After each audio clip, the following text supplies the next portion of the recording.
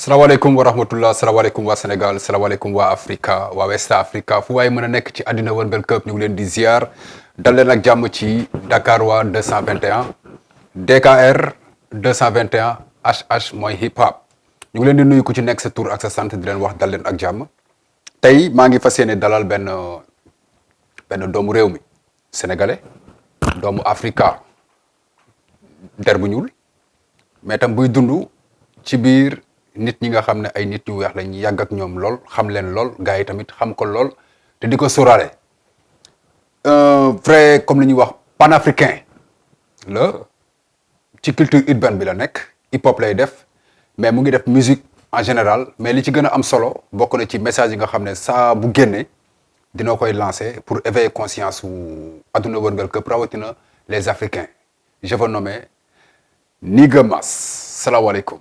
waaleykum salaam Mr Lamay Sène maa ngi nuyu waa Sénégal ak toute l'équipe Dakar waa 221 ci dalal bi ngeen ma dalal. jaajëf. et puis comme d'habitude damay toujours rafetlu sa ponctualité ak sa engagement vis-à-vis de lépp lu may def. jaajëf bokk nga ci ñi nga xamante ni yéen yaa may jox doole di ma contacter di bëgg a pousse au niveau du Sénégal. liggéey bi ma nekk di def et rare. sont les animateurs comme yow. ñi nga xamante ni ñooy def un liggéey sans retour de la part comme ni ko gars yi di def du ma dugg ci détail mais vraiment ça fait plusieurs années. tey il faut que ma defal delloo la njukkal boobu. devant tous les Sénégalais plusieurs années mi ngi may soutenir di ma invité. et puis loolu c'est dama koy rafetlu di la ci remercier. di la ñaanal aussi lépp loo dugg yàlla suturaal la ci lépp looy def tamit mu jëm kanam te aussi tamit di wax ne gars yi kii exemple la na ko gars yi na ñëpp roy si moom naka Paris Paris de saa yi mi ngi fa di yëngatu côté psychose ak ci élection yi ñuy jógee donc gars yi ñu ngi jéem a reconstruire jéem a fexe na la ñuy relancer économie bi il y a des tensions un peu partout mais bon mi ngi noonu daal Babylone daal mi ngi noonu yàgg nga génne ay album yu impressionné nit ñi def ay vidéo yu impressionné mais cette fois-ci da nga ñëw ak album bu extraordinaire déjà le titre regardez-moi ça maa ngi gis ay statut ba pare ñi def si bantu yàlla pourquoi ce titre bi déjà. ak statut yi quoi. yow da nga bëgg tout le temps di bëgg a dugg si mbóoti mais dañ koy toj tey faram fàcce ko. très bien bu leer gars yi comprendre. bantu yàlla mooy lu ñu doon. ok ay bant lañu mais bant yoo xam ne yàlla moo leen sàkk loolu mooy première signification bi. comme tey jii bu ñu la naan ay ñaata bant nga am. waaw mais bantu yàlla mooy li yàlla sàkk parce que boo xoolee bant ak dafa am ban te dañu ne ci alquran ak ci religion yi yàlla ban la ñuy sàkkee. ban boobu mi ngi ci biir. baa mi ngi ci biir baa mooy am ci égyptien ancien boo xoolee bantu tamit bantu langue les langues bantu originaires de l'Afrique centrale. ok Congo Gabon Côte d'Ivoire. ñoom ñëpp c'est des bantu mais ñun tamit rax nañ ci bantu parce que dafa am une partie boo xamante ni histoire dafa wax ne nit yu ñuul yi dañoo am seen civilisation boo xam ne Éthiopie la ñu jógee la région des Grands Lacs ñoo peuplé l'ouest africain dem ba Afrique centrale ñoom ñëpp ay peuple bantu la ñu woon moo tax seen langue yi xaw a nuroo. d'accord léegi boo xoolee dégg-dégg bi ci baatin baatu yàlla dafa bëri ant lu mu ëmb titre bi. parce que baa bi à part la. tout n bi. ak apostrophe bi. waaw am tout. waaw yàlla soog a ñëw. waaw bantu bi mun a nekkaat aussi ci loo yàgg a wax moom nga bëgg. waaw boobu inspiration bu daan sàcc amul problème naa la defal copyright. amul problème boobu dama koy sàcc ci yow. bamtu li ma yàgg a bamtu. may nga ma ci parce que kii daf may jox inspiration. di bamtuwaat parce que yàgg na génne ay messages yu doy waar. parce que wax nga ko léegi waaw. ni ma bindee tout moom mooy les hommes langue kikongo mooy les hommes. donc li mu ëmb lépp la mooy la totalité. D'accord. Les hommes en général qui ont peuplé cette terre là mun nañ ne les premiers hommes moom moo nekk ci photo yi ñii statue la île de Pâques dañ ko ériger tubaab bi musuloo xam histoire statue yi musuñu xam ña ñoo ko fi def dañ naan ay extraterrestres tubaab bi ñoom bu ñu bëggee histoire lu yomb explication bu yomb dañ naan ñii ay extraterrestres ñoo jugee ñëw def fi statue yi parce que ak lii def na ay millions d'années. ba léegi kenn xamul. statue yi île de Pâques côté océan Pacifique fële la ci biir île bi mag île de Pâques ma am ay statues yu mel ni am pagaille ba léegi nee nañu mystère la statues yi kenn xamul ña ñoo ko fi andi. ok moom comme xamuñu nee nañu ay extraterrestres mais ñoom ñoo gën a xam ni lii ay nit yu ñuul ñoo ko def parce que nit yu ñuul ñoo njëkk ci àddina ñoom dañuy naan ay xawma des gens qui sont originaires des Indiens ak yu mel noonu ñoom ñoo ñëw naaw ba foofu temps yooyu dañu amoon ay laaf di naaw di ñëw andi fa statue mais ñoom si seen bopp ñi ko def dañu am benn écriture symbolique boo xamante ni moom la ñuy retrouver en égyptien ancien hiéroglyphe yeeg yi mel noonu donc nit yu ñuul yi ñoo ko fi def te boo xoolee ñoom seen kanam nii rek seen bakkan yu tàcc yi ay bakkanu nègre la lii. ok ñoom dañoo représenter seen bopp. d'accord te ci biir statue bi lépp buste bi kese feeñ mais bu ñu demee ba gas nekkate seen lépp dañ ko statue yu mag la mais dañ ko suul ay nit lañu woon lañu statue nit la ñu def carrément mais ñoom dañ ko doon adorer seen jë la woon. d'accord. donc pourquoi ma andi statue c'est pas pour adorer ay jë parce que nit ñi xam nga dañoo gaaw a jël ay raccourcis naan kii sawaay ay xërëmkat la wala ay. non parce que laa doon ñëw. xam naa la jàpp naa la donc lii ñi njëkk a def aar ñi ngi nii ay nit ñuul ñoo njëkk a def aar. ñoo njëkk a def culture lii ci culture la bokk. ok lii ci xam-xam la bokk parce que statue yu mel nii boo demee ba ci Égypte pyramide yeeg mel nañu loolu yëpp xam-xamu nit ñuul woon. ñoom ñoo dominé woon monde bi andi fi civilisation bu mel. ça c'est clair. voilà loolu laa bëggoon expliquer ci bantu yàlla. bantu maam yàlla après yow yaa nekk ci à côté. man maa nekk fii di leen xool di leen indiquer ne ñii la yàlla ñi ko fi def daal ñi yàlla sàkk ñun nit yu ñuul ci lañ njëkk ñoo ko jiitu. d'accord muy album bu yéeme. waaw. am ay 10 titres. 10 titres mais li yéeme aussi ci biir album bi y a des messages yu conscients yu ci nekk. ay ñoom ndate yàlla. voilà effectivement dëgg la ndate yàlla dama ko rendre hommage. histoire de Nder femme Nder les Waalo ñoom ñoo posé acte de résistance contre la domination des Maures ñi bëggoon a noot nit yu ñuul def leen ay esclaves. ok ñoom ñoo dem suicidé wu moom mooy histoire de ndate yàlla. ba ñuy ñoom ñoo njëkkoon a dominer sax les Maures.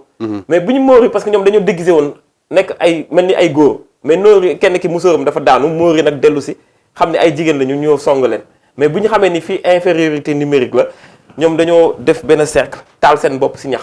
dëgg la pour bañ naari noot leen acte boobu mooy acte bi gën a fort si histoire au Sénégal. d'accord mais ci biir album bi aussi dafa am benn affaire bu ci extraordinaire yaa ngi wax bantu maam yàlla. nga andiwaat histoire à l'ancienne. mais mu am tamit ci ay featuring yoo def ñoo xam ne daanaka gisatuñ leen woon. effectivement déggatuñ leen woon. ñëpp nga andiwaat. dëgg la bon alors ñu si bëri nag ku mel ni Mansour Diallo. moom toog na lu yàgg génnewul album moo nekkoon BBC Sound System à l'époque ak ñoom Mao. moom dafa jël carrière mais à un moment donné xam nga rek da ngay toog jékki-jékki sa projet yi nekk ci leneen léegi mais le talent est toujours là et ma ne bon c'est toujours bien de faire des collaborations yi nga xamante ni dafa am sens. moo tax ma boole ko ci. moom moo tax réaliser album bi. ku mel ni Khady Mbaye xam nañ ko bu baax. mi ngi foofu di suivre carrière bu am solo. Manda Sira. voilà c'est une fille boo xamante ni moom Mali la nekk France la nekk mais carrière am tamit daf koy def au Mali elle est très bien connue d'ailleurs elle a une excellente voix. ok et puis bon après voilà ñooñu mais j'ai beaucoup misé aujourd'hui sur les musiciens. ku mel ni Alioune Wade moo nekkoon ci Ismaïla Lo di jouer partout dans le monde actuellement ak ay kàngam moom moo jouer guitare basse yi. ku mel ni Moustapha Gaye bu Super Étoile mooy ànd ak Youssou Ndour. di doon remplacer Jimmy Mbaye. donc léegi ñoom ñaar la ñoom ñooy jouer. moom mooy jouer morceau ay ñoom Badou Mandiang ci clavier. Badou Mandiang moom moo réalisé. waaw moom moo réalisé clavier yi. moom moo def sax production originale album bi def idée générale. mais album bi remercier au passage musicalement parlant tout ce qui est musique africain. instrument africain. dañ ko ciy dégg. bu baax. depuis le début de ma carrière maa la wax li sabar kora. flûte. lépp dañ ko ci déggaat. Casamance Sine Saloum yaa ngi ci biir monde musical bi fu mu gën a développé. muy Europe. Asie.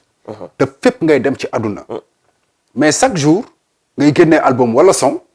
da ngay miser trop ci Africa. dëgg la parce que depuis le début j'ai toujours compris benn affaire que ñun suñu musique il faut que mu am singularité il faut que mu dem original et puis boo xoolee ñu génn partout dans le monde ñuy jouer ci affaire yu mag yi ci musique sénégalaise. ñoom ñëpp musique africaine la ñu fësal. dëgg la ku ci mel ni Doudou Ndiaye Coumba Rose. ku ci mel ni Touré Kunda. ñooñu laay gën njëkk a wax parce que ñoom ñoo fi njëkk a toj àddina Youssou Ndour doog say tegu bon Ismaïla Lo le grand Baba Maal boo ko déggee da nga naan musique am doo ko copier fenn kenn copier wu ko fenn Youssou Ndour tamit musique am copier wu ko fenn à part ses influences salsa avant yi mu amoon. du temps de Number One et cetera mais il a quand même réussi à mettre quelque chose c'est-à-dire le sabar wolof ak la différente manière de jouer le mbalax. Baba Maal la culture Halpulaar au-dessus de tout son art et ñeneen ak ñeneen Ismaïla Lo et cetera Doudou Ndiaye Coumba Rose lu mu doon def fii kenn defu ko avec ses chorégraphies et cetera Touré Kunda pareil aujourd'hui ñooñu rek ñoom ñoo cartonné à l'international ñu leen di gis ci ay affaires yu mag ci ay trophées ak yu mel noonu donc cette musique africaine là moom la gars yi soxla. d'accord boo ñëwee di def Céline Dion soxlawuñu ko parce que am nañu Céline Dion ba pare. mais boo ñëwee def Touré Kunda amuñu ko feneen. dëgg la. est-ce que waxuma dëgg. bu baax. ba beneen bu ci tegu mooy même dans le mouvement hip-hop ma dugg ci mouvement hip-hop bi les Positive Black Soul ils ont commencé à faire des tournées mondiales est-ce que musique rap toppandoo lañ doon def à l'époque ñoom ñoo ñëw andi kora teg ci biir hip-hop bi andi tama bi. di ci remercier Mamane Thiam bi nga xam ne moom moo tëgg tama yëpp nekkoon Positive Black Soul aussi di kàngam mu mag. moom laay àndal fu nekk di concert Mamane Thiam aujourd'hui li mu andi ci hip hop dafa def différence complet parce que à l'époque bi tubaab bi doon signé ay Positive Black Soul daara ji ñoom c'était plus seen accoutrement ak seen manière de faire le rap à la sénégalaise qui a vraiment bien marché. boobu moo jaay waaw mais depuis boobu ba léegi ñaata nit ñu ngi fi rap. waaw mais Mass nag boo nekkee Paris yaa ngi dégg ay chaque jour ñu dégg fii artiste bi mu ngi dem camp pour def tournée mu ngi def lii ak lii pour def tournée man des fois mos dem lay woo ne la Mass diw mu ngi ñëw xanaa boolewula ci événement bu muy def wala ainsi de suite doo ma ne nag gars yi bu ñu ñëwee foofu ak li ñuy wax fii yëpp si dañ ñu ngi dem tournée pour def Paris wala Italie wala Espagne doo ma ne tournée yooyu tournée la. man de xanaa fii la ñuy wax ne tournée la de mais ñun lu ñuy woowee tournée ak ñoom lu ñuy woowee tournée. bokkul gis ma fu benn rappeur bi def tournée foofu gis ma ko bu jógee fii laa wax de am na ay quelques rappeurs yoo xam ne peut-être xamaguñu leen fii ñu ngi def ay affaires yu extraordinaire foofu mais malheureusement Sénégal xam nga nu muy fonctionner mais rappeur bu jógee fii dem defi tournée gis ma ko je n'ai pas vu ça ñu ñëw def jouer c'est des salles yoo xamante ne matu ab rombul 300 personnes. baalu comme salle bañ defee woon suñu interview ba ca Paris. genre boobu la. genre yooyu la après ñu ne dem nañ def tournée mais du ci hip hop kese de si mbalax maa nii pareil. ok du ma tudd benn tur nag mais man bu ma gisee ñu leen ñuy taxaw fii ci télé bi dinaan dañu demoon tournée européenne man damay reetaan rek noppi jàpp sama ñàmb mais du ma si wax parce que day am lu muy nuur mais mën naa leen critiquer en tant que mélomane mais en tant que artiste au ma droit critiquer leen. parce que samay nawle lañu mais il faut que. ñu bañ a ñoddi loo xamante ni amul. mais doo ma ne Mass at yi nga def ci musique yëpp ak connaissance bi nga am ci àdduna wërngal këpp parce que man fekk naa la Paris. du benn yoon du ñaari yoon. donc loolu yëpp buy am. doo ma ne artistes yi bu ñu ñëw parce que man aw ma woon fit man sama fit mayum benn yoon. ma ñëw ba Paris te woo ma la musuma ñëw Paris te woo ma la ne la Mass maa ngi bërëb. maa ngi fi franchement. maa ngi sama gàlle Aubervilliers. wallaay lii ak lii nga ne ma bon jour bii nañ tase bërëb sàngam. maa la ko wax te saa mu ñëwee dinaa la poser question bi. dëgg la ne la est-ce que par exemple artiste bi mu ngi ñëw parce que ki la jiitu ci néeg bu lëndëm moo lay wax ni ngay toogee. waaw que ça soit tey ci culture urbaine bi la nga nekk kenn mënu si génne. ci hip hop bi nga nekk kenn mënu si génne. mais tey da nga làmb ñëpp. muy hip hop bi muy mbalax bi. xanaa gars yi bu ñu ñëw foofu au moins dinañ ne Mass man de maa ngi fii damaa bëgg def nangam sangam. am na ñu koy def mais man mi ma waxee endroit yi ñuy joué loolu juste kii la c'est des café concert café concert la gars yi di def. café concert. café concert lañ koy wooyee mais loolu amul ruusu boo def café concert dafa waxal ne yaa ngi def café concert man damay def café concert ba léegi dara amul gàcce mais damay def café concert damay def festival yu mag boo defee festival bu mag kenn def nga festival bu mag xam nga lu tax Fada Freddy ma respecté ko parce que moom jamais nga dégg ko mu ne damay dem partout dans le monde il est humble et mi ngi def ay affaire am bu defoon beaucoup plus de communication ci li muy def non kon gars yi kenn dootul wax parce que pour def ay tournée il faut nga am tourneur. ça c'est vrai. mais man kan moo fiy def à part quelques promoteurs sénégalais yu andi des artistes qui sont connus ici ku mel ni Dip joué na fa kan encore bon Nit Dof moom mooy defal affaire boppam c'est bien mais amaguñu poids représenter hip-hop Sénégal dans des festivals ou bien dans des grands concerts. mais yéen de renom léegi ban rôle ngeen ci am yow sa genre bi nekk foofu. mais man li may def noonu am na ñoo xam ne gisuñu ci seen bopp. ndax la. parce que nee nañu man rap mbalax laay def. am na ñoo xamante ne nañu man sama hip hop bi il faut hip hop bi waroo ci boole ay tama. waroo ci boole ay yenn affaire yi mais il faut qu'on sache que gisuñu loolu. le tama est un instrument. waaw. sabar instrument. waaw. boo demee boo jëlee tama. peut-être que tubaab bi am na beneen façon bu mu ko yoree moom. waaw boo jëlee suñu kora tubaab bi am na beneen bu mu ko yoree. waaw clavier bi tubaab bee ko moom. mais ñun ñu ngi suñu balafon. mais duñ ko nangu def. pourquoi duñ ko nangu léegi daal laa commencé gis ñenn yi di ko def di jël te man ba ma ko dalee def ba léegi gars yi dañ doon reetaan. Fata bu mu ko daan def dañ ko doon reetaan.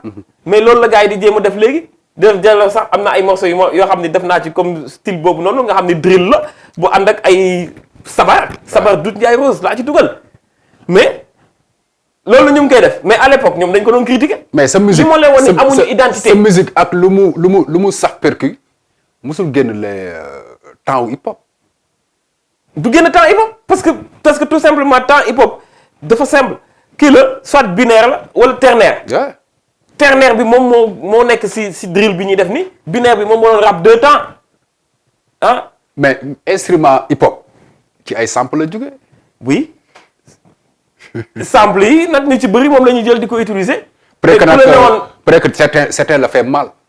waaw parce que musicalement il faut nga taxaw tey jii buñ la ne accord bi nga war a jouer da nga war a xam ci ban gaam nga koy teg xam nga affaire yooyu yëpp ay détails la yoo xamante ne.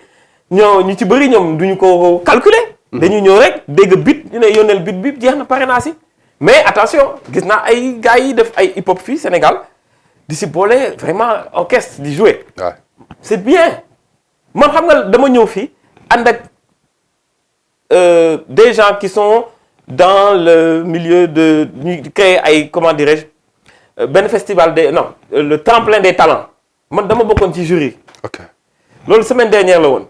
benn artiste la ñu jël pour yóbbu ko Europe mu def ay concert parmi 10 on a fait les sélections benn lañ si jël mais ki ko gagné man waxoon naa lañ ko bi ñu defee première présélection bi man amoon droit sax wax dama leen ne bàyyi leen toppandoo bi ngeen di def. ok def leen seen identité mais waa ji ko gagné xamatuma sax nu mu tudd Baye Fall xam nga lan mais guitare am la yor ak lekketam. ça c'est original. mais guitare ak lekketam mi ngi vidéo yaa ngi fii sama téléphone mais moom moo ko gagné mais avec une voix simple qui porte il chante juste il a une identité te mi ngi def lu nice loo xam dafa mais ñi fa nekkoon yëpp malheureusement ay reprise lañ doon def te waxoon naa leen def leen final bi ñëw leen ak des chansons originales lii identité seen identité il y avait une fille qui avait beaucoup de talent que j'aimais beaucoup malheureusement bon on était 7 jury 8 mais majorité bi ci waajooju la et loolu la gars yi soxla. très bien. sa identité il faut que ñu am identité. Identité. Surtout d'être africain et partout surtout sénégalais.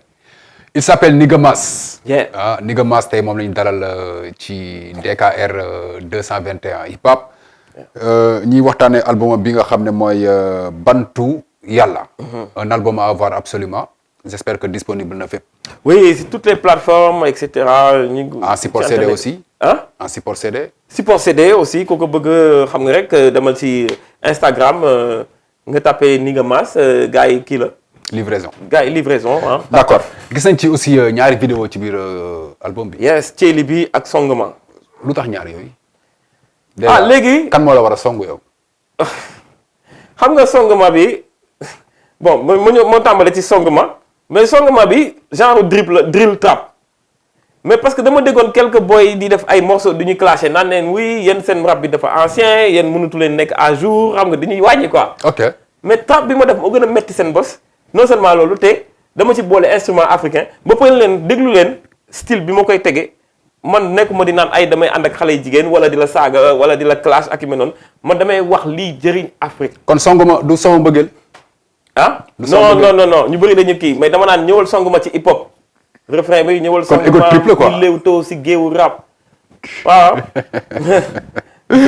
man de su ma lay gasal kàmb si kalaamay kocc wooy ma bandi cerveau mu mel ni bal bu ñu sànni cabaxal ko ci benn cerceau ñi bëgg a xam fi may tibbee dañ may jaay prek di ma péto ñëw leen nuy si ma duy seen yóor ba muy tóor tóor tànk leen ci ndaal yi dama cee yewoon amul col col yàlla donc songuma mooy son ego trip bi ci nekk ci beneen format waaw am vidéo aussi mooy comme bi ngeen di gis ni muy daw ci image yi beneen bi mooy Thiely bi bi Youssou Ndour waaw sama Thiely dem na ay sama Thiely naaw na boobu de moom laa jël def ko hip hop mais li ngay jëlaat ci son Youssou Ndour bëri na non c'est que Youssou de dafa nag Youssou sax moomu ko te Youssou fi mu ko jëlee kooku sax moomu ko Youssou moo la gën a xam loolu moom xam na de c'est un gars boo xam ne moom man dama naan ko yow boo nekkee Paris ndax am nga beneen liggéey booy def bu dul gëstu des fois je me pose cette question à savoir est-ce que Niga Mass comment il fait ba mu koy jaral ay billets d'avion pour dem ci ay dëkk ak dëkk man loolu man jaaxal na ma quoi te li ngay dem Égypte aussi dafa bëri surtout parce que gars yi li ñuy wax lu bëri ci Égypte histoire à l'ancienne xam la fa nekk xam-xam yëpp fa ñu nekk bëri non parce que dañ naan la li gën a fës ci alquranu karim sax gars yi est-ce que duggaluñ ko foofu andil ñu beneen. c'est que yow fi nga bëgg a dugg dafa metti trop parce que su ma commencé wax fii nii da nga waroon bàyyi ba ma la tey si guddi laa jël avion ma wax bàyyi fi bomb dem. yàgg nga ko def. non foog nga wax tey nag demaguma léegi. foog nga wax su ma waxee nga génne affaire bi gars yi ñoo jël si ma dig jël si ma. kenn du la jël si surtout ci affaire ru diine. voilà xam-xam bi dafa am lu gars yi wane ak lu gars yi denc. surtout Égypte parce que Égypte balaay malheureusement ak heureusement xaw ma balaay christianisme di am wala religion juive wala islam mais li gars yi di wax ci islam yëpp bindoon nañ ko ba pare. dëgg la. xam nga mais soo déggee ci yenn détails gars yi dañ naan kii gëmul yàlla mais du ci loolu mais kullu wallaahu Égypte même phrase yi la ñu bind mais nag loolu ça veut pas dire que gars yi dañuy dem bind copier man damay joxe réponse ma ne lii yàlla wàccee na ko avant yàlla bu mu sàkkee nit la ko jox la bind nañ ko si Coran dañ la jox téere nga jàng dañ la jox yónnee la un messager pour qu'il te donne la bonne nouvelle mais kullu wallaahu bu amee avant christianisme bu amee à l'époque de l'Égypte bi nga xam ne bind nañ ko ci hiéroglyphe les mêmes phrases moom moo nekk ci saar bi xam nga mais boom xam-xamu naar yi ñoom du ñu bëgg a génnee loolu xaw ma lu tax ñu génne mais bu ko ñeneen ni gisee dañ naan ni am na lu ñuy nëbb dëgg la yàlla wàccee na téere yi bien avant que li ñu wax ne islam Coran prophète waaye yóbbu na ko ci Akhenaton yóbbu na ko ci bien avant et ci Nubiens africains yi les rois là ñoom ñoo doon même julli bi ñuy julli nii di teg jëy ci suuf di jug di def nii di topp horizon loolu noonu julli wàccee na ko avant islam di ñëw waaw copte yi chrétiens yi dañuy ñëw foofu tamit copte yi ñoom ñoo yoroon xam-xamu li yàlla santaane ci gëm-gëm copte yi les coptes ñoom ñoo njëkkoon nekk les premiers chrétiens mais ñeneen ni juifs yi bu ñu ñëwee Égypte dañoo ñëw noot copte yi di leen traduire loo texte les textes sacrés lan lay signifier xam nga ba ci naka la ñuy defee momification ba ñu xam ne aujourd'hui ba Égypte copte yi dañ leen di persécuter parce que dañu am yeneen xam-xam yoo xam ni tamit ci wàllu maanaam doxalinu àdduna ba xam ne waxaguñu ko. mais ca Égypte boobu ngay wax aussi la ñu gis ni am na fi ay nit yoo xam ne fa la ñuy dem pour dugg ci langu franc-maçonnerie. parce que secret franc-maçonnerie foofu la commencé mais égyptiens anciens yi binduñu woon du comme franc-maçon bi ñuy wax ni mais c'est le culte du secret moom la ñuy wax le culte du secret égyptiens noirs yi ñoo ko génnee mais ñoom dañoo dencoon xam-xam jalousement dañ naan pour que nga mën a àgg benn niveau il faut nga def ay épreuves moom la français di tontu ci hiéroglyphe naan pour faire ces preuves il faut faire les épreuves moom la égyptiens yi waxoon ne nañu du ñu joxe xam-xam tant que yow gradé wuloo ay échelons comme ni ñuy seexal rek ci. et en parlant de seex gis nañ fi personnellement mun naa la wax peut-être que du ma la jox tur mais am na fi ñoo xam ne on les appelle les seex. waaw mais fa la ñuy dem pour dugg dans les loges maçonniques. waaw parce que foofu dafa am xam-xamu wërsëg xam na ngay génne biddéew ci nit xam fan la wërsëgam nekk di gis affaire gisaane affaire ñaanal wërsëg daanu fajaate mën nga def affaire ay miracles yu bëri. ki mu lay wax ni aussi day faj. man kañ pourtant mu ngi ci loge maçonnique bi. mais parce que secret ay secret la ñu yor yoo xamante ni comme maanaam dafa am xam-xam boo xamante ni dañ ko denc boo xamante ni mooy permettre régler problème mu àdduna yëpp mais ñi ko yor lu ndaw la te des fois gars yi dañ ci def ay sacrifice pour mën a jot parce que boo bëggee egg yenn yi ay sacrifice yu métti ngay def mën la reyloo sax sa doom. d'accord il affaire bizarre. dina naanloo ay deret yoo xamante ni kenn xamul fu mu jógee. moo waay Égypte ñoo dàkk def ay lu gisoo seen affaire xërëm yeeg ak yu mel noonu lu ci bëri gisoo Coupe d'Afrique bi nu mu bizarre ah mais Sénégal tamit dañoo yor ay bagages fii ah non yor nañu ay bagages loolu dafa leer dina rappeler que ni maas nañu dalal ah donc du ñu la dalal aussi te du ñu wax ci xew-xewu àdduna. ci li xew. donte cof nga ko sànq ba ñuy tàmbali par rapport ak Paris. élection yi ñu fa jógee ainsi de suite. à chaque fois dañuy gis ni tey lu ñu rare ñu doon gis ay opposants di ko wax ca Paris comme quoi que ni tey boo. am benn crédibilité parce que moom bokkul sax ci français de souche. ok bokkul sax ci français de souche d'origine algérienne berbère xamul sax histoire am moom dafa ñëw amee nit ñi mais dafa am ay lobby ci ginnaaw ñu koy jàppale di ko financer.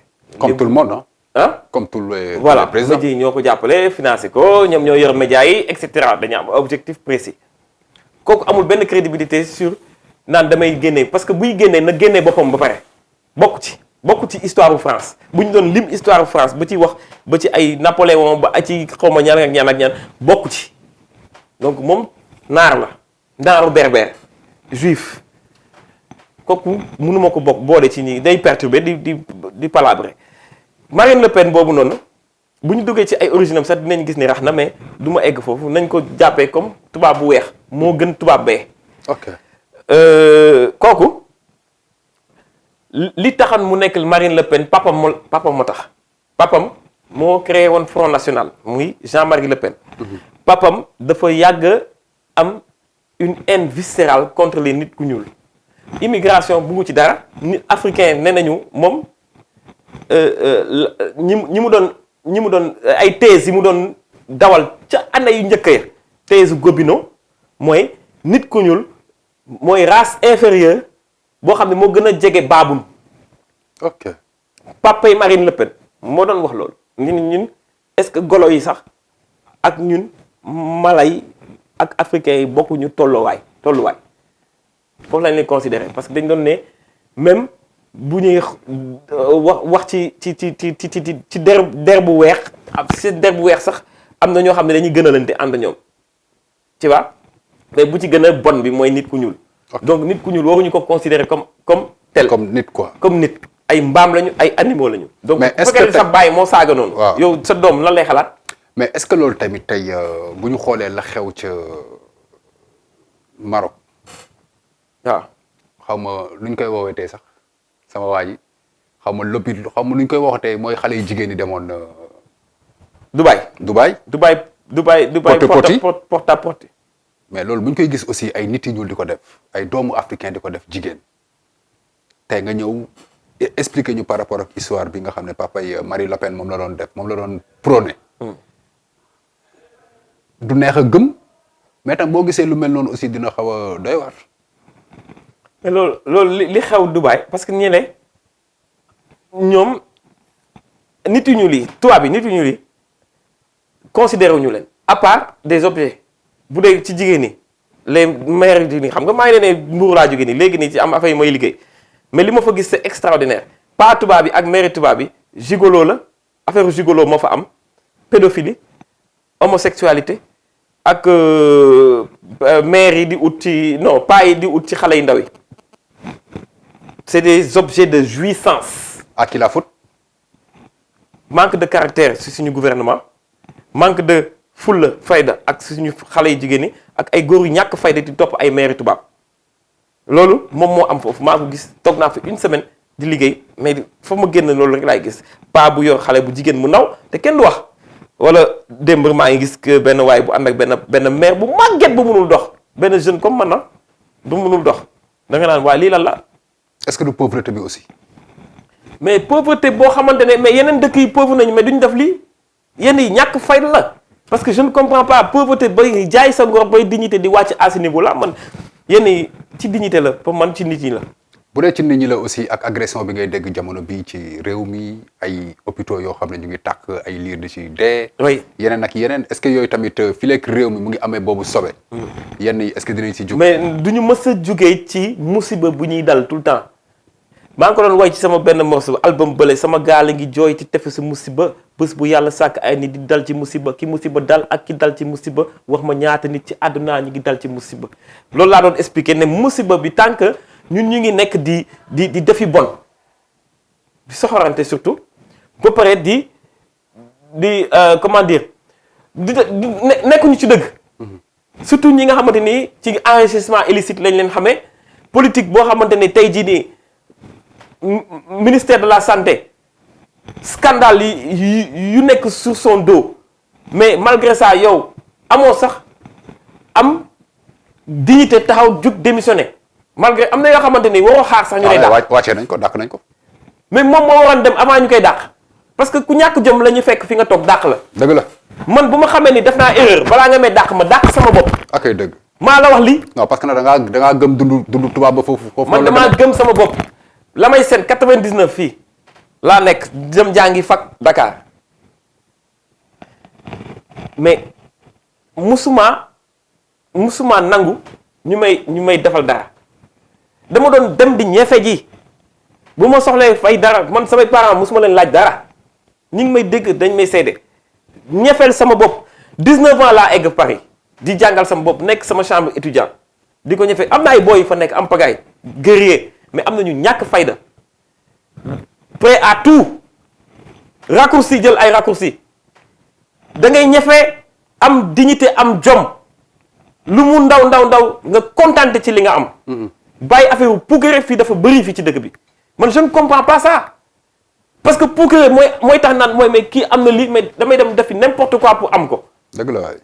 man je comprends pas léegi xaw ma paris sportif xaw ma paris lan. waaw ñëpp di fees foofu mooy lan parce que ñëpp bëgg a yëkkati ay étage en fait. mais gars yi nañu bàyyi loolu surtout yaakaar ni ku dem Europe ñëw yëkkati étage rek yaakaar ni foofu ngay tekkiyee déedéet ñi ci bëri jaaykatu drogue lañu xam naa lu bëri dama dul wax jaaykatu drogue trafic de la may seen liggéey naa ak police sénégalaise di def cybercriminalité parce que mooy sama job man. waaw du ma ci bëgg a wax mais xam nga mais li ñu xam ci dëkk bi mais c'est trop grave.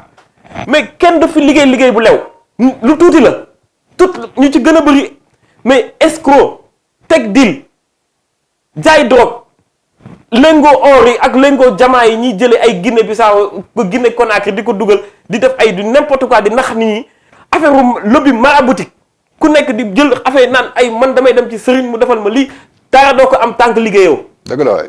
da ngay dem ñafe liggéey mu metti nga toog nga nekk si jàmm mais am na ñoo xam ni seen téléphone yi ay 10 téléphones la ñuy yónni du ñu ñeme wuyu fu ñu nekk ñu ngi changé di daw di làqatu.